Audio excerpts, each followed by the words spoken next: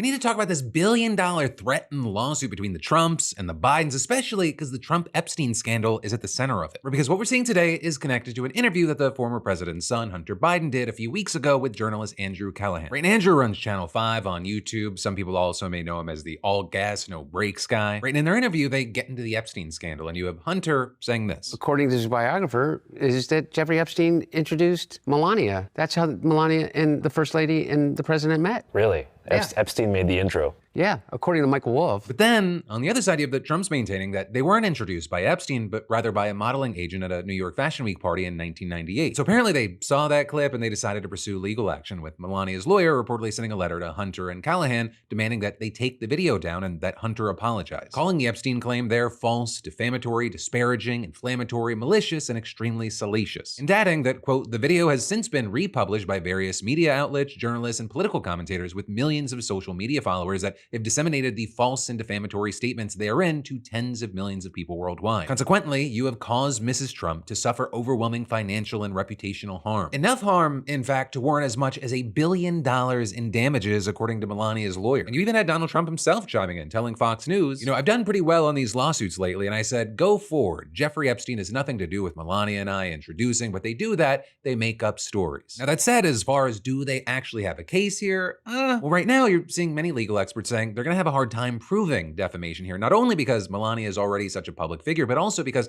Hunter qualified his claim with, according to Michael Wolff, twice, and then added, I only can go by what people are saying, and I don't know.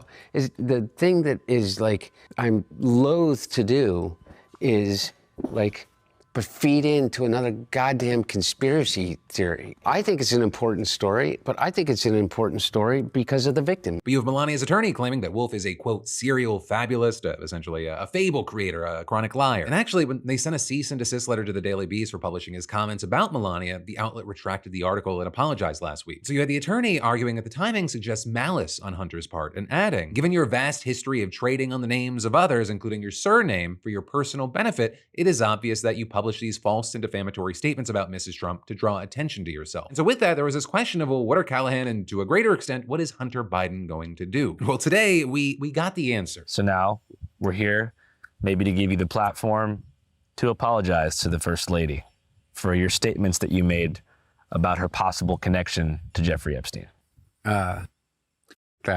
That's not going to happen. With Biden then saying, what I said was what I had seen and heard from reporters like Michael Wolff, and then going on to say, I don't believe in guilt by association alone, but the connections have become, they're so glaringly obvious that I think they're trying to use other things to distract. And I also think they're bullies, and they think that $1 billion is going to scare me, which is the fact of the matter is that if they'd like to go, I have this to say to them. If they want to sit down for a deposition and clarify the nature of the relationship between Jeffrey Epstein, if the president and the First Lady want to do that, and all of the known associates around them at the time of whatever time that they met, I'm more than happy to provide them the platform to be able to do it. And then Hunter Biden in this interview speaks directly to the viewer, to the American people, to say this. And this is what he always does. He sues everybody and he sues them into oblivion and he makes it so costly. But look, here's what I'm saying to the American people is if you want to know the origin and the nature of the relationship between Donald Trump, Melania Trump, and which I have no personal knowledge of. I can only go by what has been reported.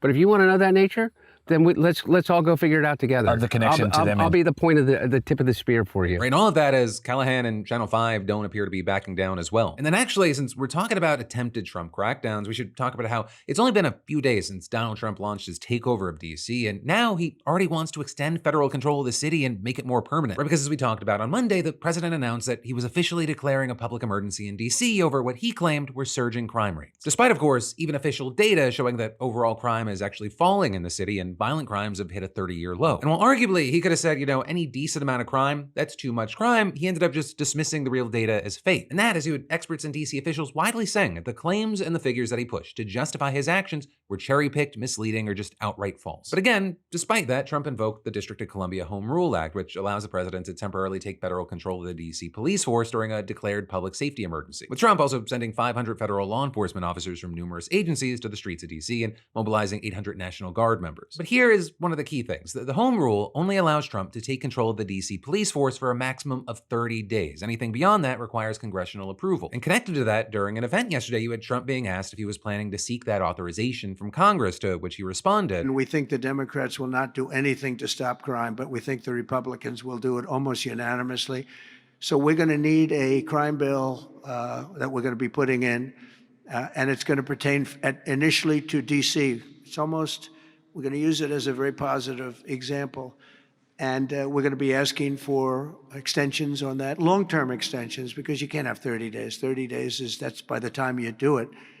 We're going to have this in good shape." Now, another key thing here is that despite Trump's claim that Republicans will approve this extension unanimously, you have experts noting that this would likely be done through a joint resolution, which is usually subject to the Senate filibuster, which means that he'd need 60 senators to approve it. So he'd need some Democrats, but there's broad Democratic opposition to the takeover, which is then very likely why you had Trump floating the possibility that he would try to circumvent Congress entirely. Well, if it's a national emergency, we can do it without Congress, but we expect to be to Congress before Congress very quickly. We're going to want extensions. I don't want to call national emergency. If I have to, I will.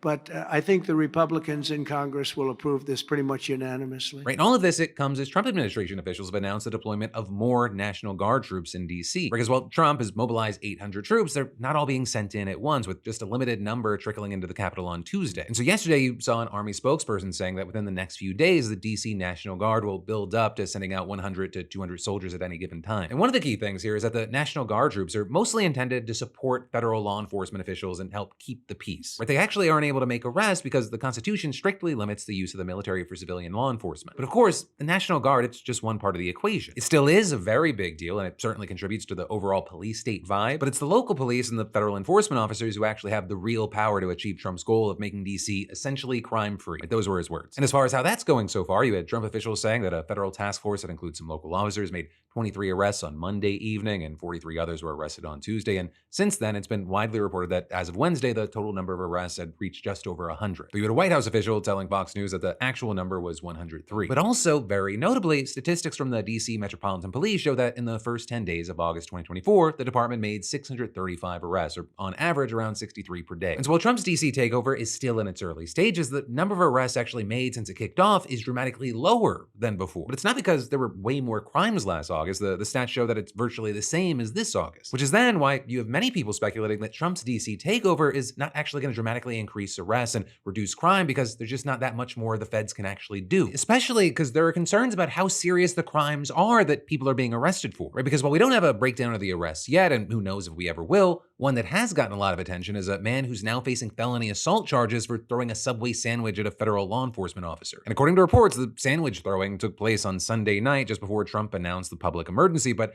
after he had already deployed hundreds of federal law enforcement agents, which he did on Friday. But those charges against him were announced yesterday in a video posted on X by Jeanine Pirro, the U.S. Attorney for the District of Columbia. Right, with Pirro describing how the man in question had been screaming at and berating a federal officer before throwing the sandwich, and adding, "He thought it was funny." Well, he doesn't think it's funny today because we charged him with a felony, assault on a police officer, and we're going to back the police to the hilt. So there, stick your Subway sandwich somewhere else. Right, and then amid the news of the charges, we saw a video of the incident going viral yesterday. And there you can see the man in question holding the sandwich of mass destruction, yelling at a group of federal law enforcement officers, calling them fascists, screaming profanities, and repeatedly yelling shame while pointing at the officers. With the video then later showing the man approaching the officers and continuing to scream at them for a while before throwing the sandwich into an officer's chest and running away from the officers in pursuit. With the police report later identifying the man as Sean Charles Dunn and claiming that he admitted to throwing the sandwich while being apprehended by law enforcement. But then also, as if this story couldn't get any weirder, you had Attorney General Pam Bondi making a post on X where she said that she learned that Dunn was actually an employee of the DOJ, with Bondi then saying that he's now been fired and adding, "This is an example of the deep state we have been up against for 7 months as we work to refocus focus DOJ. You will not work in this administration while disrespecting our government and law enforcement. And you then had his lawyer confirming that he did indeed work at the agency as a paralegal in the department's Office of International Affairs. But also, the whole sandwich situation isn't the only reason that questions have been raised about the effectiveness of Trump's federal takeover. Because last night, for example, nearly 100 protesters descended on an ICE checkpoint in Northwest DC, where more than 20 officers were reportedly pulling over drivers for minor traffic violations like seatbelt violations or broken taillights. And this, despite the fact that officers at the scene told onlookers that agents were checking for driving eligibility and status, with a bystander also claiming that they'd been asking about immigration status, which, would make sense given the fact that they are literally immigration enforcement agents. But according to the Washington Post, just 2 people were detained, though it was unclear why. And so with that, you had a lot of people condemning this whole operation as just a waste of resources and taxpayer dollars. With, for example, DC Councilmember Christina Henderson slamming the arrest reports as a bunch of traffic stops and arguing that the Trump administration was just trying to hide how unnecessary the federal takeover is, and adding, I'm looking at this list of arrests and they sound like a normal Saturday night in any big city. But at the same time, other top DC leaders haven't been so critical. Because while you had DC Mayor Muriel Bowser pushing back on Trump's claims about crime and calling the takeover an authoritarian push and an intrusion on our autonomy, she also said she welcomed the federal resources, arguing they could help drive down crime and deflecting questions about whether she believed Trump's crackdown will be good for the city. And that general sentiment has also been echoed by the DC police chief, as well as other top DC officials who have said that Trump's order has, at least so far, been playing out as a relatively collaborative partnership. With, for example, DC Council Chairman Phil Mendelson saying that by all indications, federal agencies were not trying to boss MPD around and were actually looking for ideas about how they could be helpful. But this semi-optimism of leaders, it hasn't stopped the concerns of DC residents about federal enforcement taking over the city or how effective the whole thing's going to ultimately be. And, even Bowser has amplified that last concern, telling reporters after a meeting yesterday with Attorney General Pam Bondi and other federal partners that Trump's team hasn't even provided a clear metric for measuring the success of the efforts, right? At least beyond, making DC essentially crime-free. Of course, all of this, it's still developing. We're gonna have to wait to see what happens here. And in the meantime, of course, I'd love to know your thoughts, whether it be around the Hunter Biden of it all or what's happening in DC. And then there's more news you need to know in just a minute. But first, summer is here and so are the rising gas prices. But summer is also about road trips, beach getaways, backyard barbecues, and the inevitable rise in expenses. But don't let the insane prices ruin your fun, because with today's sponsor, the Upside app, you don't have to. It's like a personal cashback generator for the things you already buy. Gas, groceries, dining out. These are daily expenditures that you can be making work for you. I mean, just last week, I was at 7-Eleven filling up and I saw the Upside offer for 10 cents off per gallon. Boom, you save a few bucks right there. And it's not a points game. This is real hard cash that gets transferred straight to your bank account. I mean, they say top earners are making up to $300 a month just by using Upside. And the best part, you can get cash back at 100,000 plus locations, from your gas station to your favorite restaurant. It's just convenient. Just check the app, claim an offer, and then pay like usual with your card. So hey, to find out how much you could earn, just scan that QR code or click the link in the description. Download Upside, use code DeFranco, and get an extra 25 cents back for every gallon on your first tank of gas. Earn smarter, live better. Download Upside today. Recognizing a Palestinian state. That is what a growing number of countries are planning to do, and now a far-right Israeli minister has announced his plan to put a stop to it. Create a massive West Bank settlement that would effectively split the territory in half. Right, and that is the IDF. They're getting ready for another new offensive into a starving Gaza. Now, starting with the West Bank, it's important to note that Israeli settlements are illegal under international law, according to pretty much everyone but Israel. But despite that, according to an Israeli anti-settlement group called Peace Now, about 700,000 settlers live in roughly 160 settlements across the West Bank, as well as East Jerusalem. And that number is growing fast. We're seeing the largest wave of government-led settlement activity since before the 1990s peace process that set up the current system for administering the West Bank. And since entering office in late 2022, Netanyahu and his government, they've authorized more than 30 settlements. And some of those were notably so-called outposts that were built without government permission that were then granted authorization retroactively. And since the start of 2023, settlers have built more than 130 of those unauthorized outposts. That's more than they built in the previous 2 decades combined. And then on top of all that, the Israeli military has been demolishing Palestinian homes and installing hundreds of roadblocks and checkpoints across the territory, all while at times being found complicit and even actively involved in a wave of record-breaking settler violence. Right, according to UN data, settlers carried out more than 750 attacks on Palestinians and their property during the first half of this year alone. With the situation even getting to the point where you had the New York Times writing today, with the world's attention on Gaza, extremist settlers in the West Bank are carrying out one of the most violent and effective campaigns of intimidation and land grabbing since Israel occupied the territory during the Arab-Israeli War of 1967. And that's actually a really important thing to reference, especially when you look at this plan that's being spearheaded by the Israeli finance minister, Bezalel Smotrich, because it's actually a version of a plan that's already been on hold for decades because of international opposition. And the main argument being that it has the potential to prevent the establishment of a viable Palestinian state, because it would involve the construction of more than 3,000 housing units in what's known as the E1 area. And building in this specific location would effectively cut off the West Bank from East Jerusalem, divide the territory into northern and southern regions, and ultimately prevent the development of a connected urban area linking East Jerusalem, Bethlehem, and Ramallah. And with this, you had Smotrich claiming that the land had been given to the Jews by God, saying this is Zionism at its best, building, settling, and strengthening our sovereignty in the land of Israel. With him then adding that his aim is to ensure that by September, the hypocritical leaders in Europe will have nothing to recognize, and claiming that the E1 settlement project would bury the very idea of a Palestinian state. And with him then also thanking Donald Trump and U.S. Ambassador to Israel Mike Huckabee for their backing. Now, with that said, this plan, it hasn't technically received final approval yet, but it is expected to get it next week, with Smotrich saying, Netanyahu backs me up in everything concerning Judea and Samaria, which is the biblical name for what's now the West Bank. And so some of what we're seeing in response to that is groups like Peace Now speaking out saying, it is clear to everyone today that the only solution to conflict and the only way to defeat Hamas is through the establishment of a Palestinian state alongside Israel. But then you also have people like Francesca Albanese from the UN, who's been sanctioned by the US,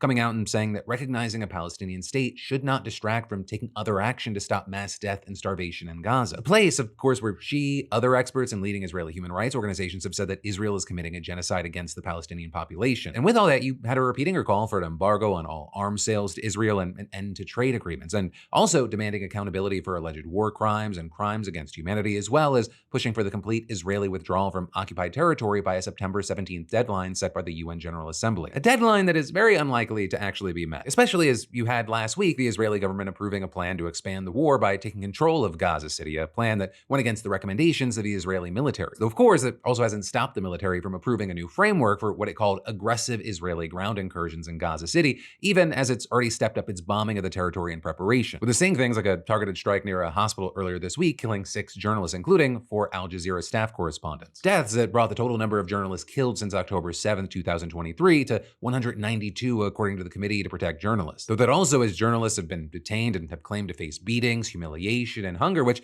is in line with other reports that we've seen from Palestinian detainees being tortured and abused. And connected to that, Israel has detained hundreds of Palestinians on suspicion of direct involvement in the October 7th attacks, with at least 200 remaining in custody, though not a single one of them has been charged or prosecuted yet. And that is Israel is reportedly holding roughly 2,700 other Palestinians that it says are suspected of being affiliated with Hamas or other militant groups in Gaza. Also, in addition to that, Israel has claimed in recent weeks that it's doing more to get humanitarian aid into Gaza, but it's also again getting pushback. Right this week, you had more than 100 organizations signing a new joint letter again calling on Israel to stop the weaponization of aid into Gaza, also rejecting claims by Israeli authorities that there is no limit on humanitarian aid entering Gaza, and saying that most major international NGOs have been unable to deliver a single truck of life-saving supplies since March 2nd. And with that, they're saying that they're increasingly being told that they're not authorized to deliver aid unless they comply with stricter Israeli regulations introduced around the time. And with that, they say they risk being denied entry, quote, on the basis of vague and politicized criteria such as alleged delegitimization of the state of Israel. So this is Israel, on the other hand, has argued that any delays in delivering aid occur, quote, only when organizations choose not to meet the basic security requirements intended to prevent Hamas's involvement. With that, my friend, bringing us to the end of today's show, let me just say, for more news that you need to know that you might have missed, I got you covered right here. And for a deep dive into how RFK Jr. is very probably screwing us and our future, I've got a fantastic new podcast with Dr. Mike that's out, and I've got links to those in the description of this video as well. Thank you for watching. I love yo faces, and I'll see you right back here on Monday.